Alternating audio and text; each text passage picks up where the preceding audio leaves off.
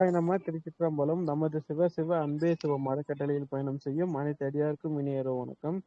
இன்றைய சிறப்பு விருந்தினராக வந்திருக்கும் தயவு திரு விஜயராமன் ஐயா அவர்களை குருவின் சார்பாக வருக வருக என்று வரவேற்கிறேன். ஐயா, தலைப்பு சொல்லி ஆரம்பிச்சுக்கோங்க ஐயா. திருவருட்பா பகுதி 4.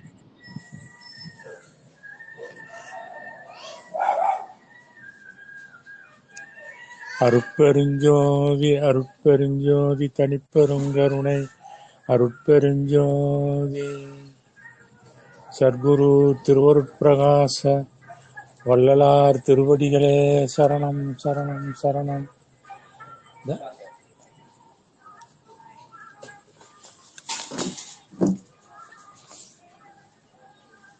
பால் பால் பால்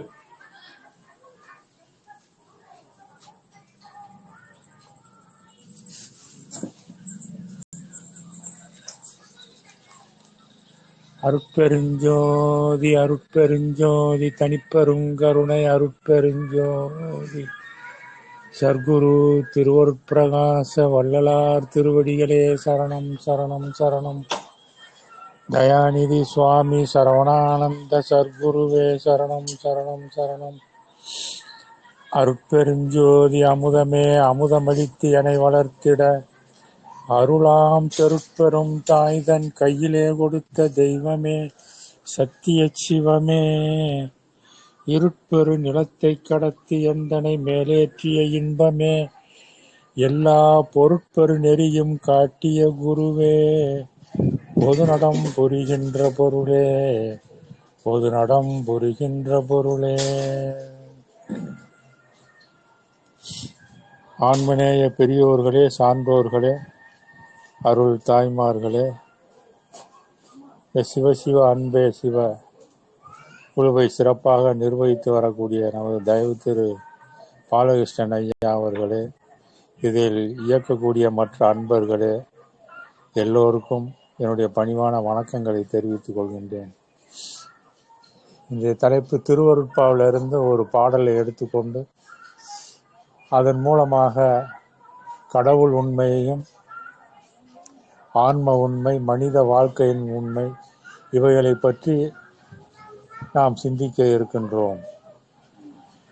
வள்ளல் பெருமான் இறைவனை பற்றி பாடும் பொழுது மிக சிறப்பாக பொதுவாக பாடுகின்றார். வள்ளல் பெருமான் ஒரு கடவுள் கொள்கைக்கு வர சொல்கின்றார், பல கடவுள் கொள்கையை விட்டு விடுங்கள் என்று சொல்கின்றார்.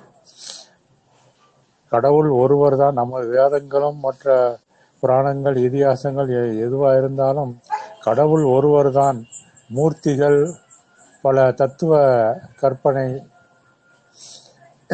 கதைகள், புராணங்கள், இதிகாசங்கள் இவைகளெல்லாம் நிறைய இருக்கின்றன என்றுதான் சொல்லப்படுகிறே தவிர, ஆனால் கடவுள் ஒருவர் தான் என்பது நம்முடைய வேதமும் அதைத்தான் சொல்லுகின்றது. மற்ற எல்லா ஞானிகளும் அதைத்தான் சொல்லுகின்றார்கள். அதனால கடவுள் ஒருவரே என்ற கொள்கையில் நாம் நிற்க பழகுதல் வேண்டும். பல கடவுள்கள் இருக்க பல பல பல கடவுள் கற்பனையில போனோம்னா நமக்கு அனுபவம் வராது.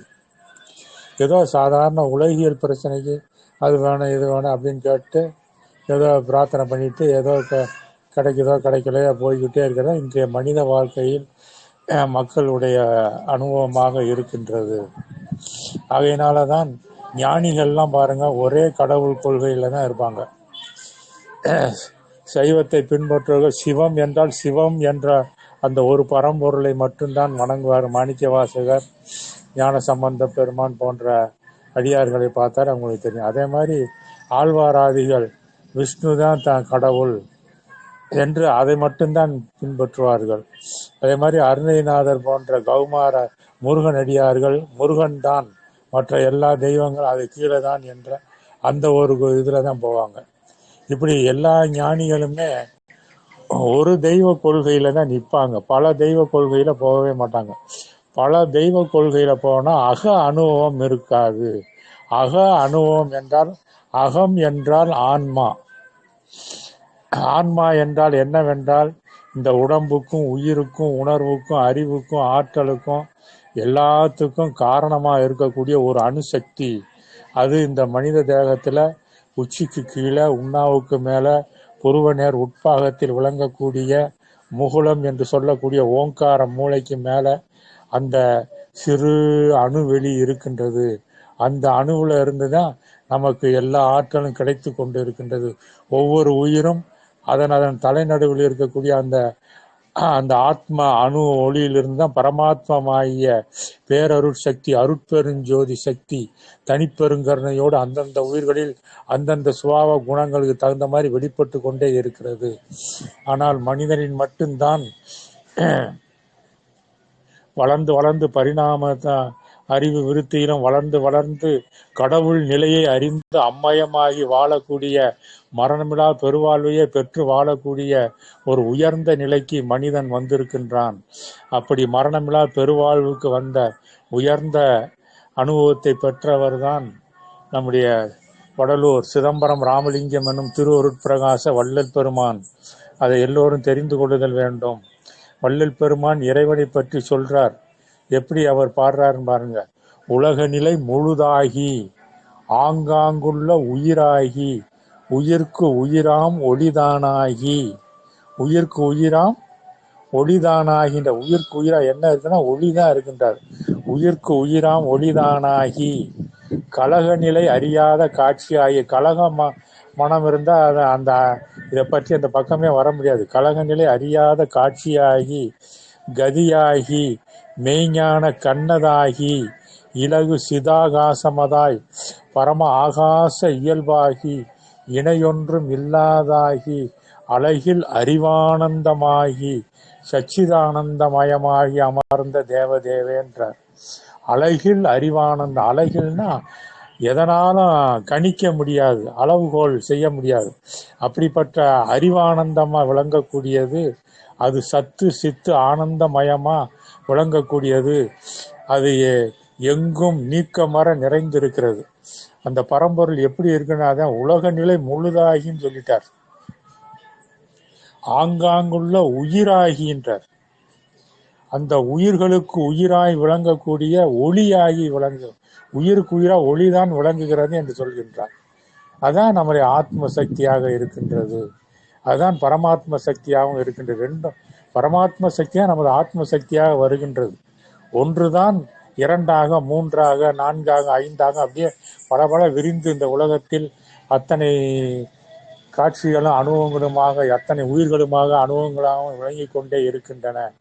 இன்னும் வள்ளல் பெருமான் சொல்வார், அண்டமெல்லாம் பிண்டமெல்லாம் உயிர்களெல்லாம் பொருள்களெல்லாம் ஆனவெல்லாம் நீக்கமர நிறைந்தே கொண்டவெல்லாம் கொண்டு கொண்டு மேலும் கொள்வதற்கு இடம் கொடுத்து கொண்டு சலிப்பின்றி கண்டமெல்லாம் கடந்தே அகண்டமதாய் அதுவும் கடந்த வெளியாய் அதுவும் கடந்த தனிப்பெரு வெளியாம் ஒண்டகு சிற்றம்பலத்தே எல்லாம் வல்லவராய் ஓங்குகின்ற தனிக்கடவுள் ஒருவர் உண்டே என்று சொல்கின்றார். அப்படி எல்லாமாகி விளங்கக்கூடிய இறைவன் தான் பரம்பொருளாக தனித்தலைமை கடவுளாக எல்லாம் வல்லவராக எல்லாம் உடையவராக எல்லாம் ஆகியவராக ஒவ்வொரு உயிருக்குள்ளும் அதுவாக இருந்து கொண்டு அதனுடைய அனுபவமாக விளங்கி கொண்டு இருக்கின்றார். அப்படி விளங்கக்கூடிய பரம்பொருள் தான் மனிதனிடத்துல அவனுடைய அறிவுல அனுபவத்துல விளங்க வருகின்றார். மற்ற எந்த உயிர்களிலும் எந்த உயிரினங்களிலும் மற்ற எந்த பொருள்களிலும் எந்த இதுலையுமே இறை அனுபவ நிலை வெளிப்படாது. மனிதன் ஒருவனிடத்தில் மட்டும்தான் கடவுள் அனுபவம் விளங்குவதாக இருக்கிறது. கடவுள் சீக்வல் டு மனிதன் என்றுதான் சொல்ல வேண்டும். கடவுள் என்பதும் மனிதன் என்பதும் ஒரே சொல், ஒரே பொருளை குறிக்கக்கூடியது. கடவுள்னா கடன்னா எங்கும் நிரம்பியது, கடந்து நிரம்பி இருக்கக்கூடியது. உள்னா அதற்கு ஆதாரமாக இருந்து எல்லாத்தையும் இயங்கி கொண்டு இருக்கக்கூடிய ஒப்பற்ற பரம்பொருள். அதே மாதிரி மனிதன் என்ற சொல்லை எடுத்து பார்த்தோம்னால் அதை பிரித்தால் மண் இதன் வரும். நிலைத்த இன்பத்தோடு வாழ பிறந்தவன், நிலைத்த இன்பமுடையவன் அர்த்தம். நிலைத்த இன்பமுடையவன் யாரு? இறைவன் தான். அப்ப கடவுளும் நிலைத்த இன்பமுடையவன், மனிதனும் நிலைத்த இன்பமுடையவன்.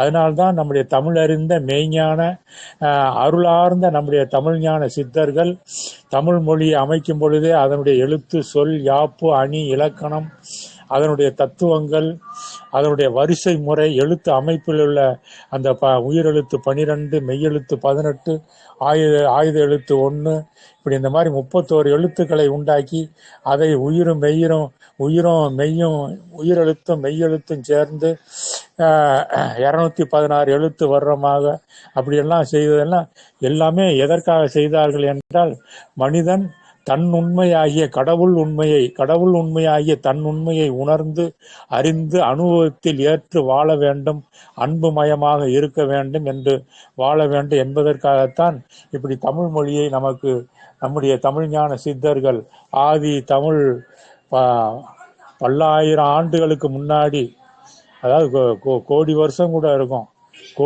கோடி வருஷ ஆண்டுகளுக்கு முன்னாடி தோன்றியது நம்முடைய தமிழ் மொழியும் கடவுள். நம்ம தமிழ் சொல்ல இருக்கக்கூடிய சிவம் போன்ற கடவுள் தத்துவ எல்லா தத்துவ உண்மைகளும் என்றாலும் மிகையாகாது.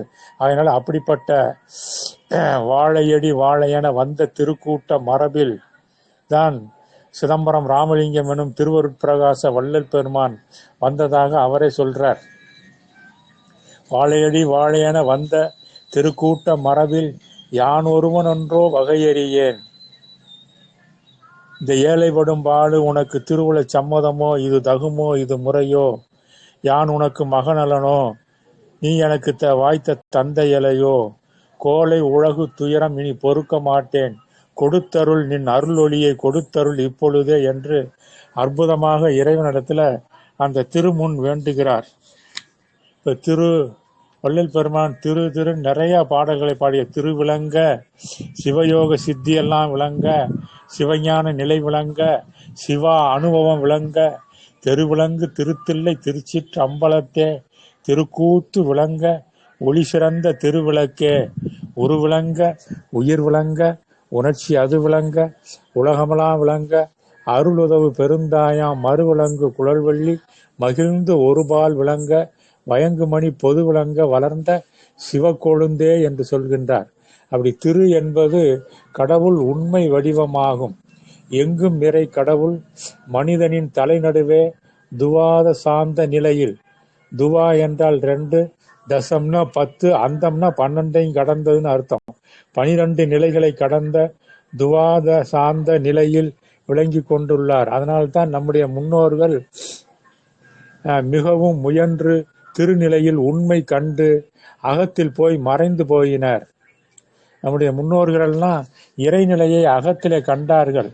பக்தி மார்க்கம், ஞான மார்க்கம், யோக மார்க்கம், கர்ம மார்க்கம், விதவிதமான யோகங்களையும் பக்தி மார்க்கங்களையும் கடைபிடித்து தீவிர சிந்தனையிலிருந்து தன்னுடைய சிறநடு தளத்தில் அல்லது இதய அநாகத பீடம் என்று சொல்லக்கூடிய இதய தானத்திலேயோ அந்த உள்ளொளியை கண்டு அதனோட ஒன்றி இருந்து அந்த சுகத்திலேயே மூழ்கி சில அற்புதங்கள் எல்லாம் செய்துவிட்டு பல அற்புதமான மனித குலத்திற்கு அற்புதமான நூல்களையும் பக்தி நூல்கள், ஞான நூல்கள், தத்துவ நூல்கள் எல்லாம் புராண இதிகாச நூல்கள் எல்லாம் கொடுத்து விட்டு அற்புதமான சிற்ப ஆலயங்கள், தந்திர மந்திர எந்திரங்கள் நிறைந்த ஆற்றல் மிக்க நல்ல ஆலயங்கள் எல்லாம் உண்டாக்கி வைத்து விட்டு அகத்திலே சில காலம் மக்களுக்கு தங்களால் இயன்ற சித்து செயல்களால் நன்மைகளை செய்துவிட்டு அகத்திலேயே சென்று அடங்கி ஒடுங்கி விட்டனர். ஆனால் வாழவில்லை என்று வள்ளல் பெருமான் சொல்றார். வாழ வேண்டும் என்று சொல்றார். அகத்திலே போய் ஒன்றி இருந்து கொண்டு அந்த நிலையிலிருந்து விரிந்து வாழ வேண்டும் என்று வள்ளல் பெருமானுடைய சுத்த சன்மார்க்கம் கூறுகிறது. உலகில் இதுவரை வந்துள்ள சமய மார்க்கங்கள் எல்லாமே அகத்திலே சென்று இறைவனை கண்டு அடங்கி விடுகின்றது. புறத்திலே உடம்பு உயிரோடு உளமும் ஒளிமயமாகி வாழ்கின்ற நிலை இதுவரைக்கும் உலகத்திலே கிடையாது. வள்ளல் பெருமானிடத்திலே தான் அந்த அனுபவம் முதலாக இறைவனுடைய அருளால் வெளிப்படுகின்றது. இதை எல்லோரும் நல்ல விதமாக புரிந்து கொள்ள வேண்டும். சமரச சுத்த சன்மார்க்க சத்திய சங்கத்தினுடைய உண்மையை வள்ளல் பெருமான் தன்னுடைய பாடல்களில், திருவருட்பா பாடல்களில் 5 திருமுறைகளிலும் சரி, 6வது திருமுறையாகிய சுத்த சன்மார்க்க அனுபவ விளக்கு நிறைந்த பாடல்களிலும் சரி, தன்னுடைய உரைநடை உபதேசங்களிலும் இந்த உண்மையைத்தான் விளக்குகிறார். அதற்காகத்தான் எல்லா உயிர்களிலும் இறைவன் இருப்பதை உணர வேண்டும் என்று சொல்றார். நம்முடைய முன்னோர்கள் அதையெல்லாம் அவர்கள் சொன்னதுதான். ஆனால் எல்லாம் சொன்னார்கள். ஆனால் அகத்தில் போய் அடங்கி போய்விட்டார்கள், அல்லது உடல் வாழ்வு இல்லாமல் போய்விட்டார்கள். உடல் நிலைக்காது, இந்த உலகமும் நிலைக்காது, எல்லாம் மாயை என்று உதறிவிட்டு போய்விட்டார்கள். ஆனால் வள்ளல் பெருமான் என்ன சொல்றார்? இந்த உடம்பும் உயிரும் உணர்வும் அனுபவமும் இருக்கும் வரைக்கும் தான் உலக வாழ்வா இருந்தாலும் சரி, சுத்த கடவுள் மயமான சுத்த சிவானந்த வாழ்வா இருந்தாலும் சரி, இறைமய வாழ்வா இருந்தாலும் சரி, பரலோக வாழ்வா இருந்தாலும் சரி, சொர்க்கலோக வாழ்வா இருந்தாலும் சரி, சிவலோக வாழ்வா இருந்தாலும் சரி, வைகுண்ட லோக வாழ்வாக இருந்தாலும் சரி, எந்த லோக வாழ்வா, எந்த சச்சிதானந்தமயமான வாழ்வாக இருந்தாலும் உடம்பு உயிரோடு உளமும் இருந்து அனுபவத்தில் பெற்று வாழ்ந்து கொண்டே இருக்க வேண்டும். அதுதான் வாழ்வு என்று சொல்றார். அப்படி இல்லாமல் அடங்கி போவது அது பாதி அனுபவம் தான், பாதி கணத்தை தாண்டிய மாதிரிதான் என்று வள்ளல் பெருமான் சொல்கின்றார். அதனால்தான் அவர் மரணமில்லா பெருவாழ்வை இந்த உலகத்துக்கு எடுத்து காட்டுகிறார். அவர் சொல்றார், மனிதன் பெற வேண்டிய 4 அனுபவங்கள் இருக்கின்ற, நாம் பெற வேண்டிய புருஷார்த்தங்கள், அதாவது அனுபவ வாழ்வுகள் 4 இருக்கின்றன என்று சொல்றார். அதான் சாகாத கல்வி கற்றல், தத்துவ நிக்கிரகம் செய்தல், ஏம சித்தி செய்தல், கடவுள் நிலையறிந்து அம்மயமாகி வாழ்தல் என்று அந்த 4 நிலைகளை சொல்றார். மனிதனாக பிறந்தவர் இந்த உலகத்தில் இந்த 4ஐயும் பெற வேண்டும் என்று சொல்கின்றார். அந்த காலத்திலே நம்முடைய முன்னோர்கள் மனிதன் நல்ல காரியங்களை செய்து நல்ல பக்தி மார்க்கத்தில் சென்று மோட்சம் பெற்று அடங்கி போய்விட்டால் போதும், இறந்த பிறகு மோட்சம் இருக்கிறது, முத்தி இருக்கிறது என்றுதான் இதுவரைக்கும் அப்படித்தான் போய் கொண்டு இருக்கிறார்கள். ஆனால் அது அல்ல, இறந்த பிறகு ஒன்றுமே இல்லை என்று நம்முடைய திருவள்ளுவர் பெருமான் கூட சொல்லுகிறார். உறங்குவது போலும் சாக்காடு, உறங்கி விழிப்பது போலும் பிறப்பு என்று சொல்றார். உறங்கும் போது நமக்கு என்ன அனுபவம் இல்லாமல் இருக்கின்றதோ ஒரு அனுபவம் இல்லை, அதுபோல இறந்த பிறகு ஒரு அனுபவம் கிடையாது என்று சொல்கிறார். ஆகையினால விழிப்பு நிலையிலிருந்து வாழ வேண்டும் என்று வள்ளல் பெருமான் சொல்றார். நம்முடைய முன்னோர்கள் எவ்வளவோ அருள் அனுபவங்களை பெற்றிருந்தும் இந்த உலகமும் இந்த உடம்பும் பொய் மாயை, இது துன்பத்திற்கு இடம் தருவது, கடவுள் அனுபவத்தை பெறுவதற்கு தடையாக இருக்கிறது என்றுதான் கூறி இந்த உடம்பையும் இந்த உலகத்தையும் வெறுத்து அடங்கி போய்விட்டனர், அல்லது வெட்ட வெளியில் 2 கலந்து போய்விட்டனர். ஆனால் வள்ளல் பெருமான் கலந்து போகவில்லை, மறைந்து போகவில்லை. இந்த உண்மையை எல்லோரும் நன்றாக தெரிந்து கொள்ளுதல் வேண்டும். வள்ளல் பெருமான் சொல்றார், வாழி என் தோழி என் வார்த்தைகள் என்றும் மரணமில்லா வரம் யான் பெற்று கொண்டேன். சூழியர் செஞ்சுடர் தோற்றுரு கீழ்ப்பால் துய்த்திசை நோக்கினேன். சீர்த்திகள் சித்தி ஊழிதோர் ஊழி நின்றாடுவன் உன்னிதியல் இங்கே மன்னருள் ஆணை.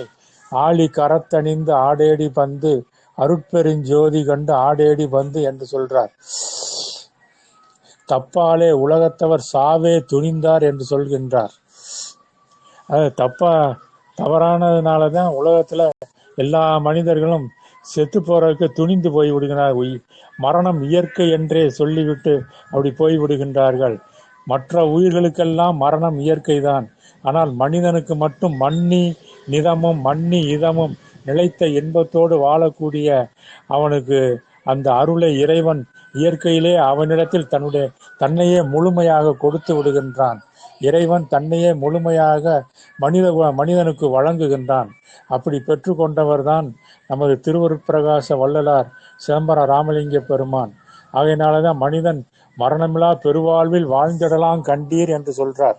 அவர் சொல்றார், நினைந்து நினைந்து உணர்ந்து உணர்ந்து நெகிழ்ந்து நெகிழ்ந்து அன்பே நிறைந்து நிறைந்து ஊற்றலும் கண்ணீர் அதனால் உடம்பு நனைந்து நனைந்து அருளமுதே நன்னிதியே ஞான நடத்தரசே என் உரிமை நாயகனே என்று வணைந்து வணைந்து ஏத்து நாம் வம்மின் உலகியலீர்.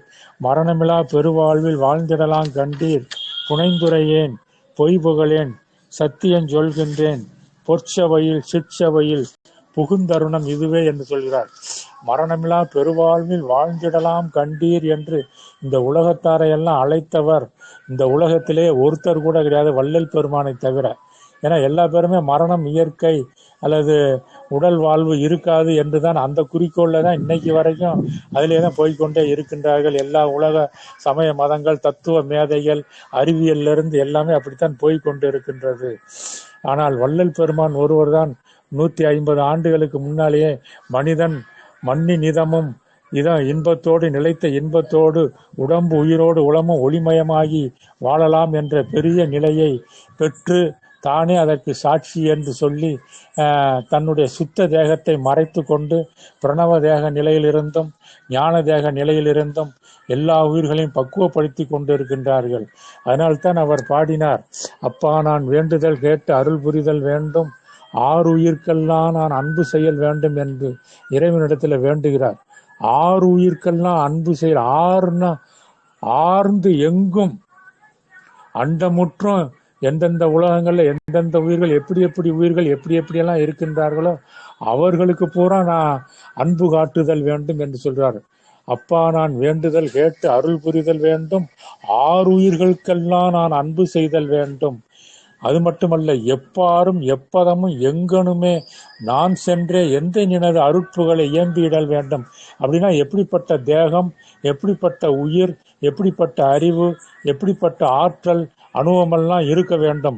எப்பாரும் எப்பதம் எங்கனுமே நான் சென்றே எந்த நினது அருட்புகளை இயம்பிடல் வேண்டும் என்று வேண்டிக் கொள்வார். இது மாதிரி வேண்டினவங்க ஒருத்தர் கூட கிடையாது.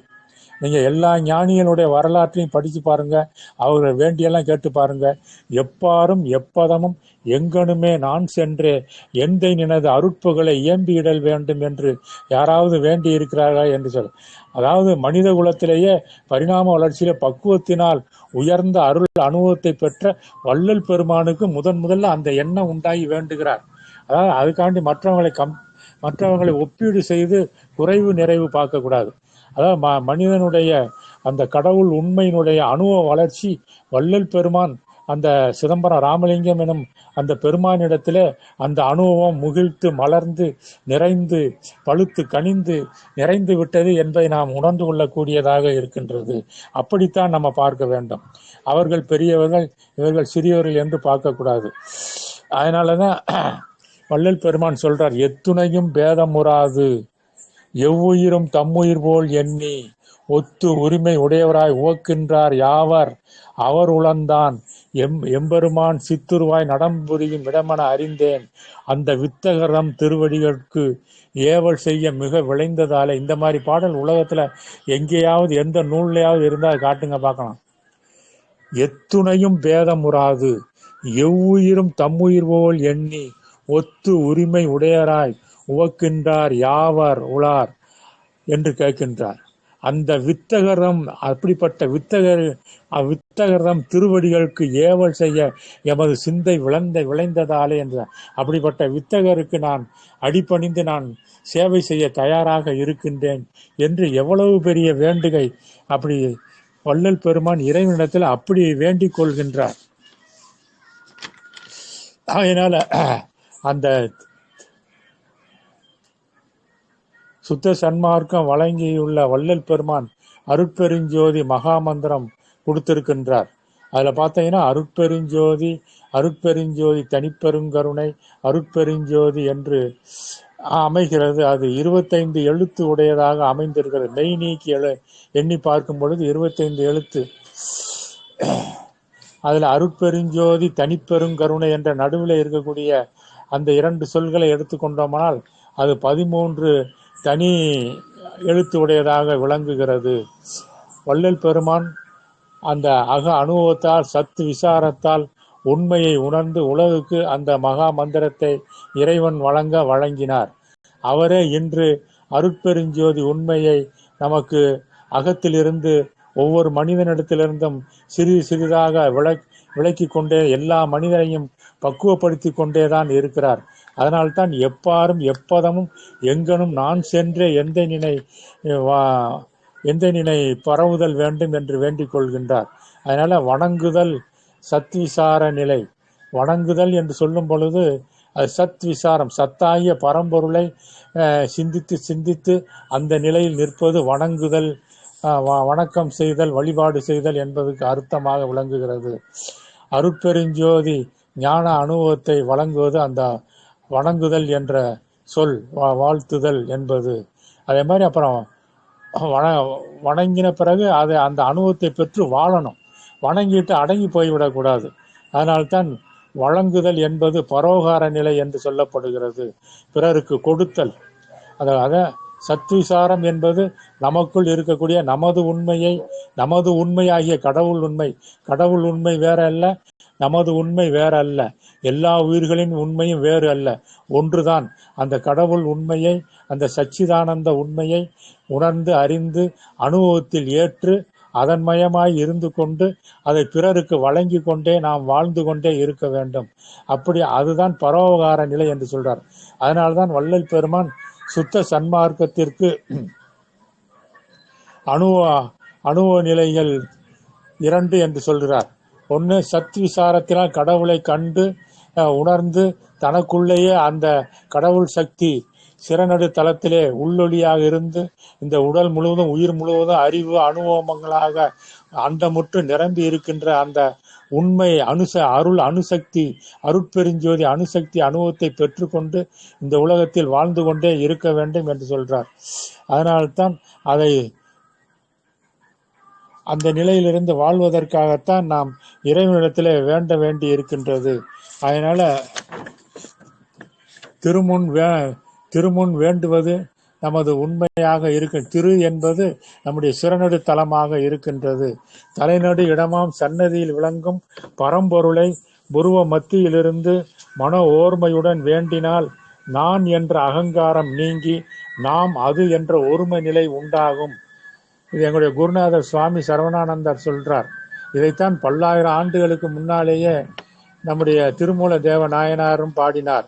நெற்றிக்கு நேரே புருவத்து இடைவெளி உற்றுற்று பார்க்க ஒளிவிடு மந்திரம் பற்றுக்கு பற்றாய் பரம நெறிந்திரும் சிற்றம்பலம் என்று சேர்ந்து கொண்டேனே. இறைவனை வெளியிலே எங்கும் தேடி அலைய வேண்டியதில்லை.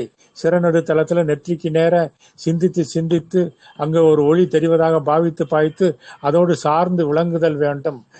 அதுதான் நம்முடைய தலைநடு இடமாம் அந்த சன்னதியில விளங்கும் பரம்பொருளை புருவ மத்தியில் இருந்து மன ஓர்மையுடன் வேண்டினால் நான் என்ற அகங்காரம் நீங்கி நாம் அது என்ற ஒருமை நிலை உண்டாகின்றது. அதான் அந்த பாடலினுடைய தன்மையாக இருக்கின்றது. ஆகையினால திரு என்ற சொல் ஒரு அடைமொழியாக பயன்படுத்தப்படுகின்றது. மேலும் திரு என்றால் அழகு, பொன், லட்சுமி, கண்டோரால் விரும்பப்படுவது என்றெல்லாம் அகராதி பொருள் கொள்ளுவர். இவற்றுக்கு எல்லாம் அப்பாற்பட்ட பொருளை சமரச சுத்த சன்மார்க்க நிலையிலிருந்து கண்டு உணர முடிகின்றது. திரு என்ற அந்த சொல்லை, அந்த 2 எழுத்து சொல்லை பிரித்தோமானால் தீ என்ற எழுத்தை பிரிக்கும் பொழுது இத் பிளஸ் இ, ரூணாவை பிரித்தோம்னா இர் பிளஸ் உ என பிரியும். இத் இறைவனின் தகர ஆச வடிவை குறிப்பது. தகர ஆகாசம் என்பது அகமும் புறமும் எங்கும் நிரம்பி இருக்கக்கூடிய நிலையை குறிப்பது. இத் என்பது எங்கும் நிறை கடவுள் வடிவம் அருட்பெருஞ்சோதியாக விளங்குவது. அது அனுபவத்தின் பொருட்டு நமக்கு சிறநடுத்தலத்திலே வந்துள்ளது. 6 ஆதாரம் கடந்த நிராதார நிலையில் அந்த சிறநடுத்தலத்தில் தீ கருமுதல் பொருளாக அருட்பெருஞ்சோதியாக தயாபெருஞ்சோதியாக திரு ஆக விளங்கி கொண்டுள்ளது. அந்த ஈ என்பது 3வது உயிரெழுத்தாக அருள் பிரணவமாக அமைந்து ஆக்கல், காத்தல், அழித்தல் என்னும் முத்தொழிலையும் உணர்த்துவதாக உள்ளது. அப்படி உள்ள அந்த ரூணாவில் பார்த்தீங்கன்னா அந்த ரூணாவை பிரிக்கும்போது இர்ன்னு வருது. அந்த இர் என்பது அக்னிமயம் என்று சொல்லப்படுகின்றது. ருத்ர பீஜம் என்று சொல்லப்படும் அந்த ரகரமாகிய இர் என்ற எழுத்து அக்னிமயமானது. ருத்ர பீஜம் என்றும் சொல்லப்படுகிறது. ருத்ரன் என்றும் சொல்லப்படுகின்றது. ருத்ரன் என்றால் அக்னியின் அம்சமாகும். இர் என உச்சரிக்கும் போது இதயத்தில் சூடு எழும்பி உடல் முழுவதும் நிரம்பும். நீங்கள் சாதாரண நிலையிலிருந்து இர்ன்னு அப்படியே உச்சரித்து பாருங்க, உங்க இதயத்திலிருந்து வெப்பம் உண்டாக ஆரம்பித்து விடும். அதனாலதான் அது உருத்திர பீஜம், அக்னியின் அம்சம், அதான் இருதய தானம் அக்னியினுடைய அம்சம் என்று சொல்லப்படுகின்றது. அதனாலதான் ராமநாமத்தை தாரக மந்திரமாக கொல்லப்படுவதன் காரணமே அது அக்னியின் அம்சமாக இருப்பதுதான். அதனால ஐந்தாவது உயிரெழுத்தாக அமைந்து தலைநடு ஒளியானது ஐந்தொழில் காரியப்பாட்டை செய்யும் தன்மை விளக்குவதாக உள்ளது. எனவே திரு என்ற சொல் தயாபெருஞ்சோதி இறைவன் தனிப்பெரும் தயவாக விளங்கும் உண்மையை உணர்த்துகிறது. இதைத்தான் தலைநடு இடமாம் திருச்சந்நிதியில் விளங்கும் பரம்பொருளை புருவ மத்தியில் இருந்து மன ஓர்மையுடன் வேண்டினால் நான் என்ற அந்த உணர்வு போய் அந்த அகங்காரம் நீங்கி நாம் அது என்ற இறைநிலை இதன் மனிதன் கடவுள் என்ற அந்த சச்சிதானந்த சிவம் ஆகிய அருட்பெருஞ்சோதி ஆகிய தனிப்பெருங்கருணை என்ற ஒருமை நிலை நமக்கு உண்டாகின்றது. அதனால்தான் வள்ளல் பெருமானும் பாடினார், கண்களிக்க புகை சிறிதும் காட்டாதே புருவ கலை நடுவே விளங்குகின்ற கற்பூர விளக்கே, பண்களிக்க பாடுகின்ற பாட்டில் விளை சுகமே, பத்தருளே தித்திக்க பழுத்த தனிப்பழமே, மண்களிக்க வான்களிக்க வளர்ந்த சிவகாம வள்ளியென மறைகளெல்லாம் போற்றுகின்ற வாம பெண்களிக்க நடஞ்செய்யும் நடத்தரசே, எனது பெரும்புகள் சேவடிகளுக்கு என் அரும்பும் அணிந்தருளே. இறைவன் அனுபவபூர்வமாக நம்முடைய உடம்புல எங்கே விளங்கி எப்படி விளங்குகிறார் என்பதையும் வள்ளல் பெருமானும் சொல்கிறார். கண்களிக்க புகை சிறிதும் காட்டாதே புருவ கலை நடுவே விளங்குகின்ற கற்பூர விளக்கே. புருவ கலை நடுவுல உள்ளொளியாக, புருவ கலை என்றால் அது நிறைவானது, கலை என்பது நிறைவானது. உலகத்தில் இருக்க கலைகள் எல்லாம் கலைந்து போய்விடுது, குறைவுடையது. சந்திரனும் அப்படித்தான் வளர்ந்து தேய்வது போல உலகத்தில் இருக்க எந்த கலையா இருந்தாலும் அது கலைந்து போகக்கூடியது, குறைந்து போகக்கூடியது, மாற்றத்துக்குரியதாக இருக்கிறது. ஆனால் மனிதனுடைய புருவ மத்திய ஸ்தானத்தில் சிறனடு உச்சந்தலையில் விளங்கக்கூடிய அந்த உள்ளொளியாகிய கடவுள் அருட்பெருஞ்சோதி அணுசக்தி கலையாகியது என்றைக்கும் மாறாத 16 கலை நிறைவுடையதாக விளங்கக்கூடியதாக இருக்கிறது. ஆகையினாலதான் அந்த 16 என்பது அதைத்தான் குறிக்கக்கூடியதாக இருக்கின்றது. 10 என்பது ஆத்மாவை குறிக்கக்கூடியது, 6 என்பது ஆத்மாவிலிருந்து விளங்கக்கூடிய அந்த அருளொளியானது இந்த உடம்பிலே 6 ஆதாரங்களிலும் கலந்து நிறைந்து விளங்கி இந்த மனிதனை இயக்கி கொண்டே இருக்கிறது என்று சொல்லப்படுகின்றது. அதனால தமிழ் மொழியினுடைய ஒவ்வொரு சொல்லும் கடவுள் உண்மையை உணர்த்த வந்தவையே. ஆதியில் தமிழன் இறைவனை கந்தளி ஜோதியாக கண்டு உரைத்தான். மேலும் ஆதியில் மனிதனுக்கு நெற்றிக்கண் வழங்கப்பட்டு இருந்தது. அது ஒரு புருவ நடுவிடத்தே ஒரு சிறிய புடைப்பாக பாதாம்பருப்பு வடிவில் அமைந்திருந்தது மனிதனுடைய புருவ மத்தியில. அதன் மூலம் எல்லா உண்மைகளையும் அறிந்து வந்தான் அன்றைய மனிதன். இப்பொழுது நெற்றிக்கண் மறைக்கப்பட்டு விட்டது. மனிதன் புலன் வாழ்வில் மூழ்கி போனான். அதனால் நெற்றிக்கண் உள்ளே மறைந்திருக்கிறது. ஆனால் அதன் அனுபவம் முழுவதும் நமக்குள்ளே நிறைந்துதான் இருக்கிறது. உண்மையை உணர முயன்றவரும் புறம் விடுத்து அகம் பொதிந்து மறைந்தே போயினர்.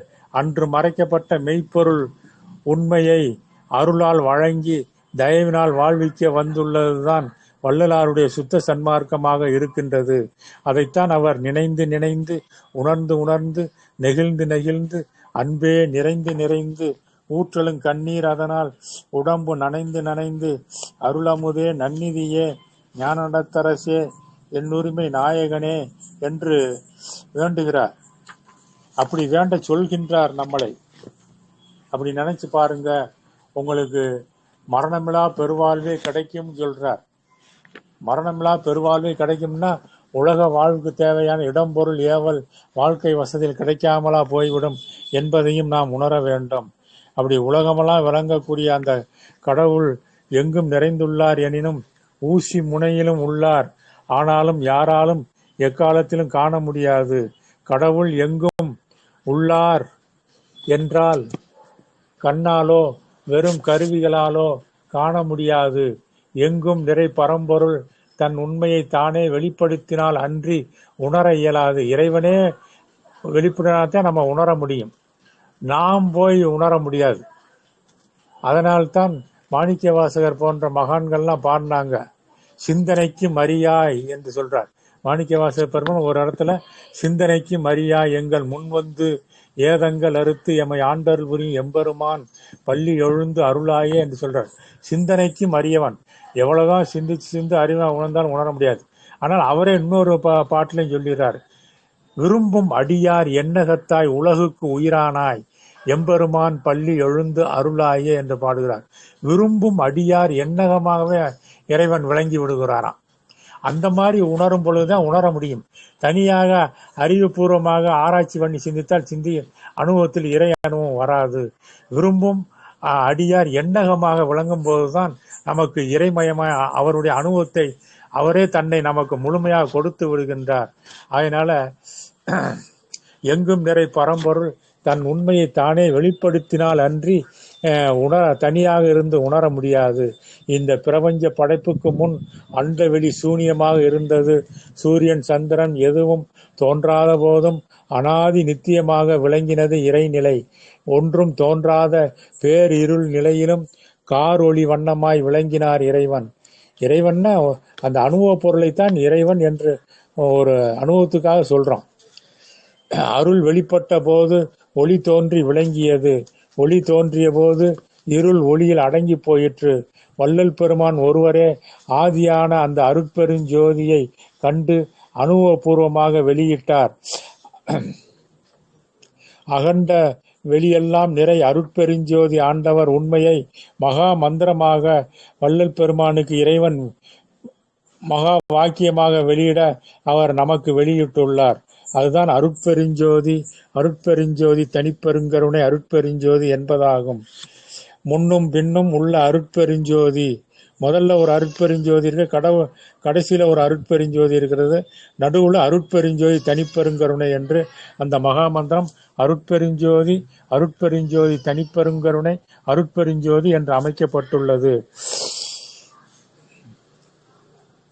அப்படி முன்னும் பின்னும் உள்ள அருட்பெருஞ்சோதி அகத்தும் புறத்தும் நிறைந்துள்ள இறை உண்மையையும் அருட்பெருஞ்சோதி தனிப்பெருங்கருணை என்பது மனிதனின் தலைநடு இடத்தை விளங்கும் இறை உண்மையை உணர்த்துவதாகும். தலைநடுவில் இருந்து அந்த உண்மையை உணர்ந்து அந்த நிலையிலிருந்து அனுபவபூர்வமாக வாழணும். அப்போத்தான் கடவுள் உண்மை உணர்ந்து நாம் அனுபவபூர்வமாக வாழ முடியும். இல்லாவிட்டால் கடவுள் இருக்கிறார் என்று முன்னோர்கள் சொன்னார்கள், புஸ்தகம் படித்தோம், அந்த நூல் சொல்கிறது, அருட்பா சொல்கிறது, திருவாசகம் சொல்லுகிறது, திருமந்திரம் சொல்லுகிறது என்று சொல்லிக்கொண்டே போய்கொண்டு அனுபவம் இல்லாமல் போய்விட வேண்டியதான். அதே மாதிரி கடவுள் இல்லை என்று காண முடியாதனால, அனுபவத்தில் வராதனால கடவுள் இல்லை என்று சொல்லிவிட்டு போறவர்களும் அதை உணர்ந்து அனுபவிப்பதில்லை. கடவுள் இருக்கிறார் என்பவர்களும் கடவுள் இல்லை என்று சொல்கின்றவர்களும் உணர்ந்து அனுபவிப்பதே கிடையாது. புறத்திலிருந்தே சொல்லிவிட்டு போய்விடுகின்றார்கள். ரெண்டு பேருக்குமே அந்த அனுபவம் கிடையாது. ஆனால் உணர்ந்து அனுபவிப்பதுதான் அனுபவம். அதுதான் நம்முடைய ஞானியினுடைய அனுபவமாக இருக்கின்றது, வள்ளல் பெருமானுடைய அனுபவமாக இருக்கிறது. அப்படி உணர்ந்து அனுபவிக்கிறதற்காகத்தான் இந்த மகாமந்திரம் அருட்பெருஞ்சோதி. இயற்கையில எல்லாமே அருட்பெருஞ்சோதியாக அண்டமுற்றும் எல்லா உயிர்களுக்கும் எல்லாமாகி விளங்கி கொண்டே இருக்கிறது. அதுவே அனுபவத்தின் பொருட்டு மனிதனிடத்திலே அருட்பெருஞ்சோதி தனிப்பெருங்கருணையாக அவனுடைய அறிவில், அவனுடைய எண்ணத்தில், சொல்லில், செயலில் வெளிப்படுகின்றது. பக்குவம் அடையும் போது வருகின்றது. அப்படி வந்து அவனுக்கு அந்த அருட்பெருஞ்சோதியே அவனுடைய உடம்பு, உயிர், உணர்வு, அறிவு எல்லாம் அருட்பெருஞ்சோதி மயமாகி அழியாத மரணமில்லா பெருவாழ்வை தந்து வாழ்விக்கின்றது. அதுதான் வள்ளலார் பெற்றுள்ள பெருவாழ்வாக இருக்கின்றது. அப்படி மனிதனில் தலைநடு இடத்தை விளங்கும் இறை உண்மையை உணர்ந்து கொள்ள வேண்டும். ஆகாச ஜோதியிலிருந்து எல்லாமே தோன்றி விளங்கி கொண்டே உள்ளது. ஆகாசம், காற்று, நெருப்பு, நீர், மண் என 5 பூதங்களாக திகழ்கின்றது. மண்கூறாகிய புவியில் ஓரறிவு தாவர இனம் முதல் 5 அறிவு விலங்கின வரை எல்லாம் தோன்றி விளங்கி கொண்டே உள்ளதை நாம் எல்லாரும் அறியலாம். 6வது அறிவு விளக்கம் தோன்றிய போதுதான் மன அறிவு விளக்கம் உண்டானது.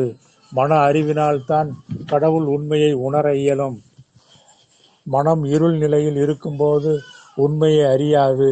அது நான் என்ற அகங்கார உணர்வும் போய் தயவு மயமாகி நிற்க உண்மை உணரப்படுகின்றது. மனம் பற்றி பலரும் பலவான ஆராய்ச்சிகள் செய்தும் உண்மையை உள்ளபடி உணர முடியவில்லை என்பதை அறியலாம். புற ஆராய்ச்சியில் அகங்காரம் போய் அருள் வெளிப்படுவதில்லை. ஆகையினால் கடவுளும் மனிதனும் பிரிவற்ற ஒன்றாக விளங்குகின்றான் என்பதை உணர்தல் வேண்டும். கடவுளும் மனிதனும் பிரிவற்ற ஒன்றாக விளங்குகின்றன. ஒன்றான பரம்பொருளிடத்திலிருந்து எல்லா உயிர்களும் பொருள்களும் மனித இனமும் தோன்றி வந்தது. ஒன்றான பரம்பொருளிடத்திலிருந்து தான் எல்லா உயிர்களும் பொருள்களும் மனித இனமும் தோன்றி வந்துள்ளது என்பதை நாம் உணர வேண்டும். இவற்றுள் மனிதனைத் தவிர வேறு எதுவும் தன் உண்மையையும் கடவுள் உண்மையை உணர முடியாது. மனிதனைத் தவிர எந்த உயிர்களுமே தன்னுடைய உண்மையும் கடவுள் உண்மையும் உணரவே முடியாது. மனிதன் மட்டுமே தன் உண்மையையும் கடவுள் உண்மையும் உணர்கின்ற பக்குவம் உடையவனாக அவனுக்கு இறைவன் அருள் செய்துள்ளான். மனத்தின் உண்மையை முழுமையாக உணர்ந்தால் கடவுள் உண்மையை உணர்ந்தவனாவான். மனம் சுத்த மனமாகும் பொழுது சகல கேவலம் என்ற நினைப்பு மறப்பு அற்ற ஒருமை நிலையை அடைகின்றது. அப்போது இறை உண்மையை உணர இயலும். இறைவனின் அருளே மனமாகி விளங்குகின்றது. இந்த உண்மையை கம்ப ராமாயணத்தில் ஆஞ்சநேயரை வைத்து ஒரு பாடல் மூலமாக விளக்குகின்றார். தாட்படா கமல மன்ன தடங்கண்ணான் தம்பிக்கு அம்ம கீழ்ப்படா நின்ற நீக்கி கிளர்படாது ஓங்கி என்றும் நாட்படா மறைகளாலும் நவைபடா ஞானத்தாலும் கோட்படா பதமே ஐய குறக்குறு கொண்டதென்றான் என்று அந்த கம்ப ராமாயணத்திலே கம்பர் பெருமான் சுத்த மனமாகிய அனும குரங்கை பற்றி அப்படி பாடியிருக்கின்றார். அந்த சுத்த மனமானது நாட்படா மறைகளாலும் நவைபடா ஞானத்தாலும் கண்டுகொள்ள முடியாததாக இருக்கின்றது. அதுவே கோட்படா பதமாக ஐயனாகிய அந்த குரக்கு உரு கொண்டது, ஆஞ்சநேயர் உரு கொண்டது என்று கம்பர் பெருமான் பாடுகின்றார். இந்த பாடல்ல சுத்த மனம் அனுமானாக காட்டப்பட்டுள்ளது. அசுத்த மனமானது குரங்கின் தன்மை கொண்டதாக உள்ளது. அதனால இதுல பாருங்க, கம்பர் குரக்குன்றார், குரங்குன்னு சொல்லல. ஐய குறக்கூறு கொண்டதென்றான் என்று கம்பர் பெருமான் பாடுறார். குறக்கு என்றால் ஆற்றல் மிக்கது, உயர்ந்த அணுவ முடியாது. அந்த இக்கனா தமிழ் மெய்யெழுத்து வரிசையில அல்லது தமிழ் அந்த வரிசையில காணா என்ற எழுத்து, அந்த இக்கண்ணா என்ற எழுத்து முதல் எழுத்தாக இக் இஞ்ச் என்றுதான் ஆரம்பிக்கிறது. முதல் எழுத்தாக இருக்கிற முதல் என்பது இறைவனை குறிக்கக்கூடியது. தமிழ் மொழியில இப்படி ஒவ்வொரு எழுத்தும் சொல்லுமே இறை உண்மை உணர்வதாக இருக்கின்றது என்று வள்ளல் பெருமானும் எங்கள் திண்டுக்கல் சுவாமி சரவணானந்த குரு பெருமானும் கூறியிருக்கிறார்கள். இதை அவருடைய உபதேசங்கள் உரைநடைகள்ல படிச்சு பார்த்தா தெரியும். யாருமே இதெல்லாம் படிக்கிறதுக்கெல்லாம் ஆளே கிடையாது, கேட்கறதுக்கும் ஆளே கிடையாது. அந்த மாதிரி நிலைமை தான் இன்றைக்கு இருக்கின்றது. அதனால குரக்கு என்பது அதான் ஆஞ்சநேயராக சொல்லப்படுகிறது. குரங்கு என்றால் சாதாரணமான குரங்கை குறிக்கும். சாதாரண மனம் தாவி தாவி அலை பாய்ந்து கொண்டு இருக்கக்கூடிய நிலை, அந்த இங்கண்ணா மாதிரி அது தாவி தாவி வளைஞ்சி கிளஞ்சி இருக்கக்கூடியதாக இருக்கிறது. ஆனால் இக்கு என்பது அந்த ஆற்றல் மிக்கதாக இறை அனுபவம் மிக்கதாக ஆஞ்சநேயராக விளங்குகிறது. ஆஞ்சநேயர் என்பது ஒரு தத்துவ மூர்த்தியினுடைய வடிவம்தான். அது உண்மையா பொய்யா என்று நாம் அதை போட்டு தோண்டி ஆராய்ந்து கொண்டு, இப்படி ஒரு உருவம் ஒரு மூர்த்தி இருந்திருப்பாரா, ஒரு மனிதன் இருந்திருப்பானா, இப்படி குரங்கெல்லாம் இப்படியெல்லாம் இருந்திருக்குமா, ஆஞ்சநேயராக இருந்திருக்குமா என்றெல்லாம் ஆய்வு செய்தால் உண்மை அனுபவம் கிடைக்காது. ஆனா அதெல்லாம் தத்துவ மூர்த்தி என்று வள்ளல் சொல்றார். தத்துவங்கள் எல்லாம் அக உண்மையை அறிந்து ஆத்மானுபூதியை பெற்று சிவானுபவத்தில் வாழ்வதற்காகத்தான் நமக்கு கொடுக்கப்பட்டு இருக்கிறது. அதனால அதை போட்டு துருவி தூண்டி அதை பற்றி சர்ச்சை பண்ணி கொண்டெல்லாம், அதனால புராணங்கள் இதிகாசங்களை பற்றியெல்லாம் வள்ளல் பெருமான் சர்ச்சை செய்யக்கூடாதுன்றார். அதனுடைய தத்துவ உண்மை என்று உணர்ந்து சுத்த சிவானுபூதி பெறுவதற்கு அவற்றில் இருக்கக்கூடிய உண்மை உணர்ந்து அனுபவம் பெற வேண்டும் என்றுதான் சொல்றார். அவைகளை வீண் என்று வெறுப்பதோ அல்லது அது உண்மை என்று புற அளவுல ஏதோ கதை பேசிவிட்டு போய்விடுவதோ அது பொருந்தாது. அது நல்ல அது அனுபவ வாழ்வுக்கு உதவாது. என்று வள்ளல் பெருமான் சொல்கின்றார். அதனாலதான் புராணங்களும் இதிகாசங்களும் தத்துவமே என்று சொல்கின்றார் வள்ளல் பெருமான். ஆகையினால இந்த மனமானது இதய நிலையில் இருந்து புலன்களோடு சேர்ந்து செயல்படும் போது கடவுள் உண்மையை உணர்வதில்லை. மனமானது இதயத்திலிருந்து தான் இயங்குது. அது புலன்களோடு சேர்ந்து இருக்கும்போது கடவுள் உண்மையை உணராது. மேல்நிலையை அடையும் போது சுத்தம். மேல்நிலை என்றால் புருவ மத்திய ஸ்தானத்தை அடைய வேண்டும். அதான் கமல பீடம் என்று சொல்லப்படுகின்றது, தாமரை பீடம் என்று சொல்லப்படுகின்றது. அதனால திருமூலரும் அந்த நெற்றிக்கு நேரே புருவத்து இடைவெளி உற்றுற்று பார்க்க என்று சொல்றார். உற்றுற்று பாருங்கப்பான்னு சொல்லி எண்ணாயிரம் ஆண்டுகளுக்கு முன்னாடியே திருமூலர் சொல்லிவிட்டார். திருமூலர் திருமந்திரம் எண்ணாயிரம் என்று சொல்லப்படுகின்றது வள்ளல் பெருமானால். வள்ளல் பெருமான் திருமூலர் திருமந்திரம் 8000 மந்திரம் இருக்கின்றார். ஆனால் கிடைத்திருக்கிறது 3000 மந்திரம் தான். 8000 ஆண்டுகளுக்கு முன்னாலேயே அந்த உண்மையை உணர்ந்து அவர் சொல்லியிருக்கார். நெற்றிக்கு நேரே புருவத்திடையே உற்றுற்று பாருங்கப்பா, அங்க ஒரு ஒளி தெரியும், அதுதான் உங்களுடைய உண்மை வடிவமும் இறைவனுடைய வடிவமும், அதன் மயமாய் இருந்து கொள்ளுங்க, அதுதான் திருச்சிற்றம்பலம். அந்த நிலையில் ஒன்று இருந்து கொண்டு அந்த நிலையில் இருந்து கொண்டு அந்த உணர்வு நிலையில் இருந்து கொண்டு எண்ணம் சொல் செயலெல்லாம் விளங்க இந்த உலகத்தில் அன்பு தயவு செயல் புரிந்து கொண்டு ஆருயிர் பணி செய்து கொண்டே வாழ்ந்து வர வேண்டும் என்று சொல்லுகின்றார். அதனாலதான் சாகா கலைக்கு வித்திட்டது திருமூலர் திருமந்திரம் என்று வள்ளல் பெருமான் சொல்கிறார். சாத்திரங்களில் சிறந்தது திருமூலர் திருமந்திரம் என்று வள்ளல் பெருமான் போற்றுகிறார். அதே மாதிரி தோத்திரங்களில் சிறந்தது திருவாசகம் என்று போற்றுகின்றார். திருவாசகமானது ஓதி ஓதி உணர்ந்து உணர்ந்து உள்நிலை அகநிலையில் பொருந்தி விடுதல் வேண்டும். அந்த திருப்பெருந்துறையில உணர்ந்து சிறநெடு தரம்தான் திருப்பெருந்துறையாக இருக்கிறது. அங்கே அருவமாக ஆன்மநாதனாக இறைவன் விளங்குகிறார். அந்த ஆன்மநாத நிலையிலிருந்து மனிதன் வாழ வேண்டும் என்றுதான் வள்ளல் பெருமான் சொல்கின்றார். அதனாலதான் இவ்வளவு உண்மைகளெல்லாம் நம்முடைய தமிழ் மொழியில, தமிழ் எழுத்து சொல்கள்ல, நம்முடைய ஞானிகளுடைய பாடல்கள்ல அவ்வளவாக அனுபவம் பொதிந்து வைக்கப்பட்டு இருக்கிறது. ஆனால் அவற்றையெல்லாம் எடுத்து சிந்தித்து அனுபவ வாழ்வில் கொண்டு வாழ்வதற்கும் ஒரு பக்குவம் நமக்கு வேண்டி இருக்கின்றது. அந்த பக்குவத்தை எல்லாம் வல்ல இறைவன் எல்லாருக்கும் வழங்க வேண்டும் என்று வள்ளல் பெருமான் வேண்டுகிறார். நாமளும் வேண்டிக்கிறோம். அதனாலதான் எப்பாரும் எப்பதமும் எங்கனும் நான் சென்றே எந்த நினது அருட்புகளை இயம்பிட வேண்டும். அருள் புகழையுமே ஏதோ புகழ் பேசிட்டு போயிடுறதில்லை. ஒரு நாள் பேசிட்டு அதோட விட்டுட்டு போறதில்லை. அருள் புகழை பேசுதல் என்றால் வாழ்ந்து காட்டுதல். அதான். அதனால இதய நிலையிலிருந்து புலன்களோடு சேர்ந்து செயல்படும் போது கடவுள் உண்மையை மனம் உணர்வதில்லை. மேல்நிலை அடையும் போது சுத்த மனமாக அருளாக கடவுள் உண்மையை அறியும் தன்மை கொண்டதாக விளங்குகிறது.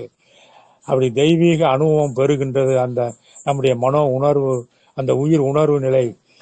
மனம் அருள்மயமாக ஆதி அந்தத்தோடு கூடிய அருள் ஒளியாக தலைநடு இடத்தை விளங்கி கொண்டுள்ள உண்மையை இன்று சுத்த சன்மார்க்கத்தின் மூலம் உணர்ந்து கொள்கின்றோம். தயாபரனே என்றன் தனி முதலே நல்லோர் தியானத்தை தோன்றி திருவின் வியாபகத்தை அருளும் பெருமானே என்று சொல்லப்படுகின்றது. தனி முதல்வனாக விளங்கும் தயாபரன் ஆனந்த வடிவோடு நம்முடைய தலைநடு இடத்தை விளங்கி கொண்டுள்ளதை மனம் என்ற சொல்லினாலேயே உணர்கின்றோம். மனம் என்ற சொல்லை பிரிச்சோம்னா, முதல்ல மானாவை பிரிச்சோம்னா இம் பிளஸ் ஆ, அப்புறம் நடுவுல இன்னன்னா, அதை பிரித்தாக்க ஆனா இன் ஆ, அப்புறம் பிளஸ் இம். மனம் என்ற 3 எழுத்தை பிரிக்கும் பொழுது இம் பிளஸ் ஆ, அப்புறம் பிளஸ் இன் பிளஸ் ஆ பிளஸ் இம். இம் ஆ இன் ஆ இம் என அமைந்து முதலில் உள்ள இம், அந்த இம் மா என்ற எழுத்துல இருக்கிற முதல்ல இம் என்ற மெய்யெழுத்து இருக்கிறது. அதனோடு ஆனா சேரும்போது மா என்று ஆகின்றது. அந்த முதலில் உள்ள இம் அனாதி நிலையை குறிக்கின்றது. இயற்கை உண்மையாகிய நமது உண்மையையும் கடவுள் உண்மையுமாகிய அனாதி நிலையை குறிப்பது இம் என்ற அந்த எழுத்து. அருள் மறைந்து கிடந்த இருள் நிலையை உணர்த்துவது. அதுக்கடுத்து ஆனா வருகிறது, அதுக்கடுத்து இன்னன்னா வருகின்றது.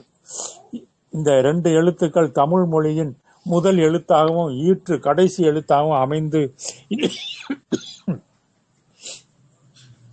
இறைவனுடைய அடிமுடி உண்மை உணர்த்துவதாக அமைந்துள்ளது. அதனால தமிழ் மொழியில முதல் எழுத்து ஆனா, கடைசி எழுத்து இன்னன்னா என்ற நகர எழுத்து. தமிழ் மொழிக்கு அடிமுடியாக இயற்கை உண்மையாகிய இறை அனுபவம் தான் அமைக்கப்பட்டிருக்கிறது. ஆனாவும் அந்த இன்னன்னாவும் தான் தமிழ் மொழியினுடைய முதல் அடி எழுத்தாக அடி எழுத்து ஆனா, முடி எழுத்து இன்னன்னா அல்லது நகர எழுத்து நானா எழுத்து என்று சொல்லப்படுகின்றது. அதனால அடிமுடி உண்மையை உணர்த்துவதாக இந்த தமிழ் மொழியினுடைய அந்த முதலும் முடிநிலை எழுத்து நமக்கு எடுத்து காட்டுகின்றது. இன் என்பது ஆன்மாவினுடைய ஆனந்த வடிவமாக இருக்கின்றது. அடுத்துள்ள கடவுள் அனுபவத்தை தருவதாக உள்ளது. அந்த மனம் என்ற சொல்ல எவ்வளவு உண்மை அமைந்திருக்கிறது பாருங்க. அதனாலதான் தமிழ் அமுத மொழி. இதை தமிழ் அமுதம், தமிழுக்கும் அமுதென்று பேருன்னு சும்மா சொல்லிட்டு போறதுல பிரயோஜனம் இல்லை. இவ்வளவு உண்மையை உணர்ந்து அது கடவுள் உண்மை நமக்கு உணர்த்துகிறது என்று உணர்ந்து சிறநடுத்தலத்திலிருந்து அந்த மனம் என்ற அந்த அனுபவத்தை, மண்ணி நிதமும் வாழக்கூடிய அனுபவத்தை பெற வேண்டும். அப்பதான் தமிழ் மொழி அமுத மொழி. இதை எல்லோரும் நல்லா உணர்ந்து கொள்ளுதல் வேண்டும். அப்படி கடவுள் அனுபவத்தை தருவதாக உள்ளது. அதனை நாம் பெற வேண்டிய இறைவன் தயவு வண்ணமாக நம்மிடத்தில் சிறநடு தரத்துல உள்ளொளியாக விளங்கி கொண்டுள்ளார். அப்படி விளங்கக்கூடிய இறைவனுடைய அனுபவத்தை பெறுவதற்காகத்தான் நாம் இந்த சிந்தனையெல்லாம் செய்கின்றோம். ஏதோ சாதாரணமா ஏதோ தத்துவ விசாரமோ மற்ற செய்திகளையோ மற்ற இதுகளையோ ஏதோ ஒரு மணி நேரம் பொழுதுபோக்காக சிந்தித்து விட்டு போவதற்காக அல்ல. கடவுள் உண்மையையும் நமது உண்மையையும் இந்த வாழ்க்கையினுடைய அனுபவ உண்மையையும் உணர்ந்து மனிதன் வாழ வேண்டும் என்பதற்காகத்தான் இதை பற்றியெல்லாம் சிந்திக்கின்றோம். இவ்வாறு விளங்கக்கூடிய அந்த பரம்பொருள் நல்லோரின் தியானத்தில் தோன்றி அந்த திருவினுடைய வியாபகத்தை நமக்கு உணர்த்துகின்றது. இந்த அகண்ட வெளியில், அண்ட வெளியில் கோடிக்கணக்கான உலகங்கள் உள்ளன. அது அவற்றுள் தோற்றி விளங்கும் அத்தனை உயிர்களாகவும் விளங்கி கொண்டே உள்ளது அந்த பரம்பொருள். இதனையே நம்முடைய திருமூல தேவநாயனார் என்ன சொல்றாருன்னா, ஓடும் உலகுயிராகி நின்றானே என போற்றி கொள்கின்றார் திருமூல தேவநாயனார். ஆதியுமாய் அரணாய் உடலுள் நின்ற வேதியுமாய் நிறைந்தான் ஓடும் உலகுயிராகி நின்றானே என்ற ஒரு திருமந்திரத்திலே அந்த பாடல் வருகின்றது. எங்கும் என்றும் விளங்கும் ஆண்டவர் உலகமெல்லாம் தன்மயமாக ஜோதிமயமாக உள்ளார். நாம் காணுகின்ற சூரிய ஜோதியில் உலக எல்லா ஆற்றலும் அடங்கியுள்ளது. ஆனால் எத்தனை கோடிக்கணக்கான சூரிய ஜோதிகள் அண்ட வெளியில் உள்ளனவோ அத்தனைக்கும் காரணமானது அந்த அருட்பெருஞ்சோதி சூரியனே ஆகும். இந்த உண்மையை உலகம் இன்னும் அறியவில்லை. புறநிலையில் இருந்து வெறும் படிப்பறிவினால் அறிவனவெல்லாம் பொய் அறிவாகும். மெய்யறிவு மனிதன் பெற வேண்டும். மெய்யறிவு என்பது மூளை நடுப்பகுதியில் விளங்கும் அருள் ஒளியே ஆகும்.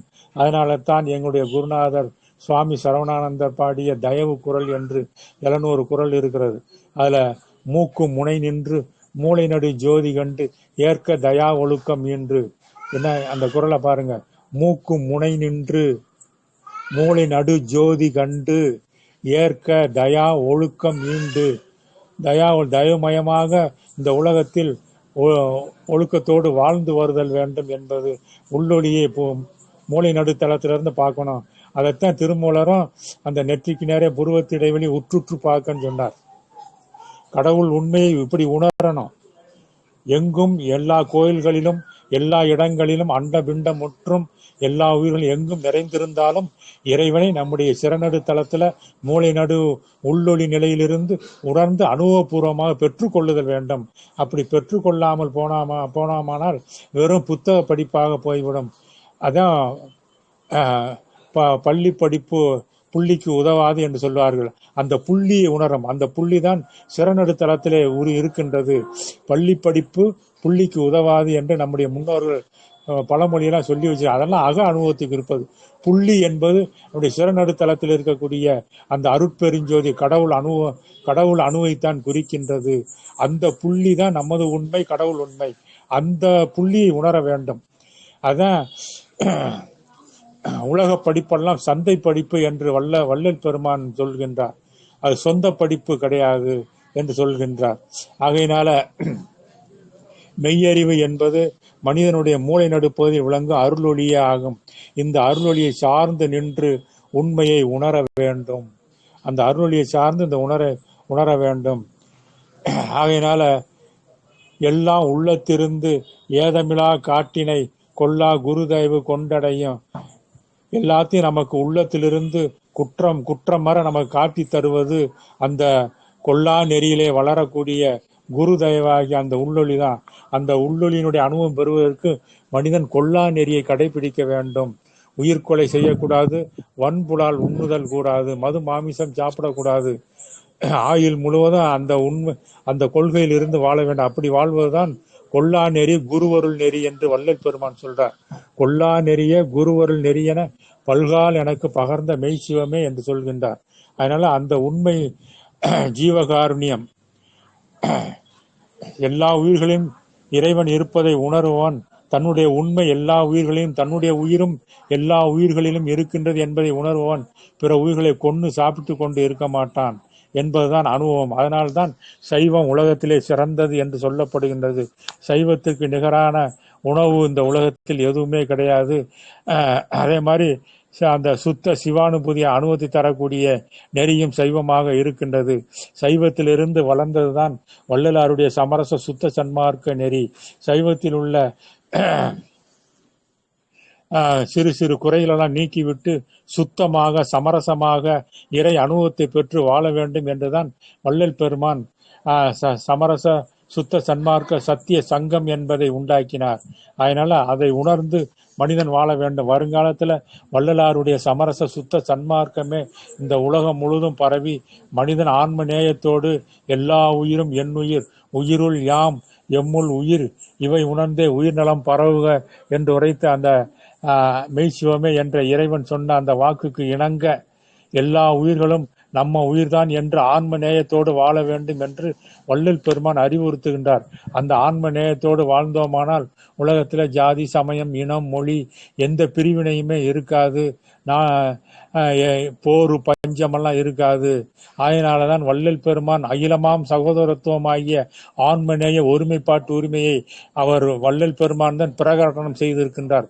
உலகத்திலே வள்ளலாருடைய இந்த ஆன்மநேய ஒருமைப்பாட்டு உரிமை பிரகடனத்தை உலகம் முழுவதும் கொண்டு செல்லுதல் வேண்டும்.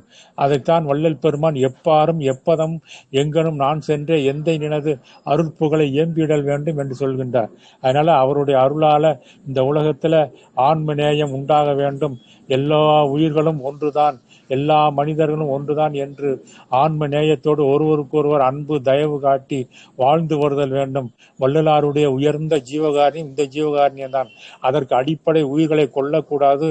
கொன்ற உயிர்களின் இறந்த பிணக்கரியாகிய மாமிசம், அறிவை கெடுக்கக்கூடிய, அறிவை கொலை செய்யக்கூடிய மது, இவைகளெல்லாம் அருந்தக்கூடாது. இவைகளெல்லாம் விட்டால்தான் வள்ளலாருடைய சுத்த சன்மார்க்கம் தெரியும்.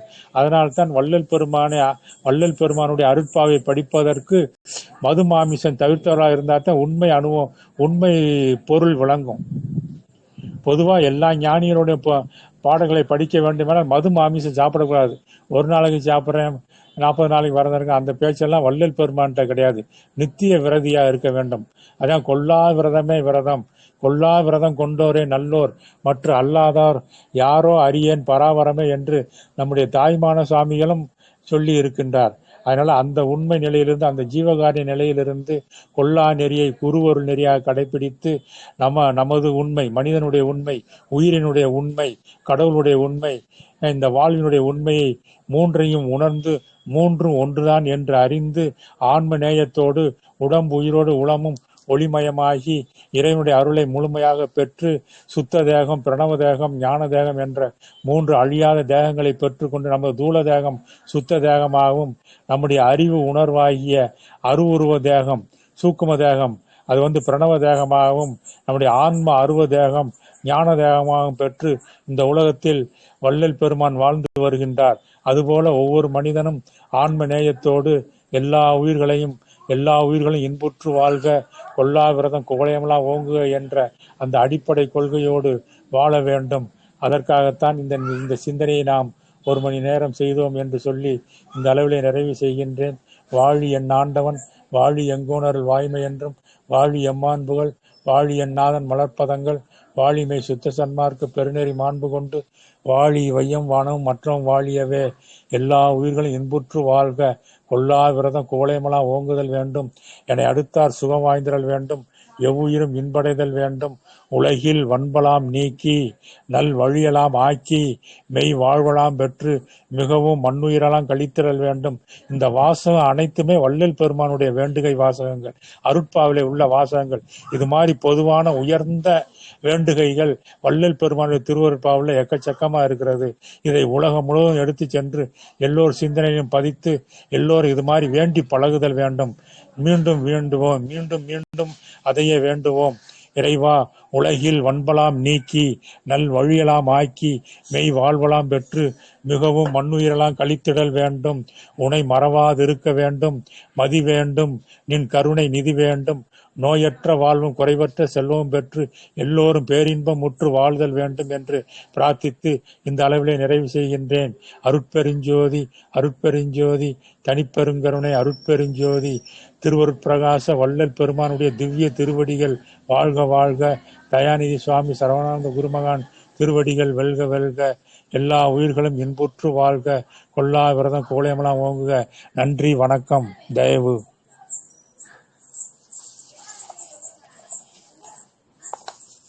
ஐயா வணக்கம் ஐயா. வணக்கம்மா. ரொம்ப நன்றிகள் ஐயா. 1 மணி நேரம் வள்ளலாருடைய அந்த எல்லா நெறிகளும் தவ நெறிகள் எல்லாத்தையும் நீங்க சொல்லி முடிச்சிருக்கீங்க ஐயா. கேட்கவே ரொம்ப இனிமையா இருந்தது. இந்த 1 hour வந்துட்டு ஒரு ஆத்ம ரீதியான அந்த தியானம் பண்ண மாதிரி ஒரு ஃபீலிங் எங்களுக்கு அந்த நெறிகளை ஃபாலோ பண்றதோட. ரொம்ப நன்றிகள் ஐயா. கண்டிப்பா நிறைய வள்ளலாருடைய நெறிகளை இன்னைக்கு எங்களுக்கு நிறைய எக்ஸ்பிளைன் பண்ணிருக்கீங்க. அதுக்காகவே பெரிய கோடான கோடி நன்றிகள் உங்களுக்கு இந்த நேரத்துல தெரிவிச்சுக்கோம். மிக்க நன்றிகள். வாழ்க வளமுடன். எல்லாமே இறைவனுக்கும் வள்ளல் பெருமானுக்கும் தான் நன்றிகள். கண்டிப்பாங்க ஐயா. அவரு உங்க மூலமா சொல்ல வச்சிருக்காருங்க ஐயா. நாங்க அதெல்லாம் கேட்டு மகிழ்ந்திருக்கோம். மிக்க நன்றிகள். கேட்க கேட்க ரொம்ப இனிமையா இருந்தது அவருடைய நெறிகள்லாம். சோ அது மட்டும் இல்லாம கண்டிப்பா இதெல்லாம் நாங்க ஃபாலோ பண்றோம் ஐயா. மிக்க நன்றிகள் ஐயா. ரொம்ப நன்றிங்கம்மா. நன்றிகள் ஐயா.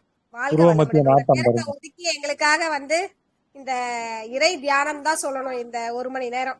சோ அந்த இறைவனை பத்தி நீங்க பேசிட்டே இருக்கிறது அவ்வளவு இனிமையா இருந்தது. மிக்க நன்றிகள் ஐயா. கோடான கோடி நன்றிகள். வாழ்க வளமுடன். நன்றிங்கம்மா. நன்றிங்க. வாழ்க தயவுடன். ஐயா ரொம்ப சிறப்பா இருந்தது. திருவருட்பா பகுதி 4 எதிர்பார்க்காம அது அமைஞ்சி சாமி திருவருள்னால நடந்துட்டு இருக்கு. 4 பகுதி முடிச்சிருக்கீங்க. இதே மாதிரி தொடர்ந்து இந்த திருவருட்பா ஃபுல்லா அந்த புக்கை முடிக்கணும்னு சொல்லி இறைவனை பிரார்த்தனை பண்ணிக்கிறேன். சரிங்க. நன்றிங்க. நன்றி. நன்றிங்க.